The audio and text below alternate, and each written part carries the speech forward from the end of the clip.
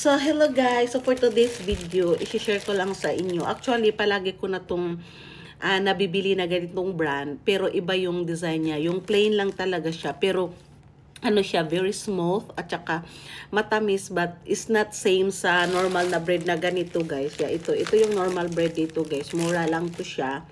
Yes. Ito yung mahal na brand. Kasi it's a La Bruce. Yes. So, look at. La Bruce, it's a long life. So, first time ni Cutie Pie, guys, kumain na bread na may chocolate. Kasi ayaw talaga niya yung matamis. Actually, hindi yan siya mahilig talaga sa mga chocolate. Pero, kahapon yung kinain ko. Actually, this is 10 pesos, no? So, now, ang naiwan is 3 na lang. So, kung kailan pa patapos, tsaka pa i-vlog. Yes, kasi nagko-coffee ako ngayon. At tsaka, kahapon din kasi, grabe, gutom na gutom ako pagdating, kaya kinain ko talaga siya at hindi na ako kumain doon sa labas. Kasi tinatamad akong mag-isa eh. Yes. So, itinatry ko ngayon guys, ipakita ko sa inyo. Grabe guys, very smooth siya. Yeah.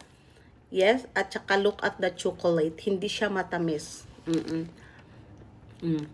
Unlike sa mga normal na bread, na matamis talaga siya. Kasi ito is, what's this? Para siyang no cholesterol like that. No cholesterol talaga to.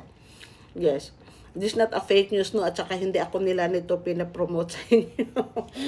So, binili ko talaga to guys, kahit medyo may kamahalan. Kasi, alam nyo na, masyado na akong maraming cholesterol at more of the pork din kami this week. Yes. So, masarap talaga siya sa kape, guys. Actually, may coffee, hindi ko na siya nilagyan ng sugar. Yes, kasi ito medyo matamis siya.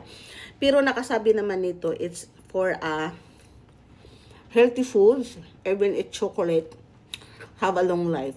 Ayan. So, update sa aking sugat.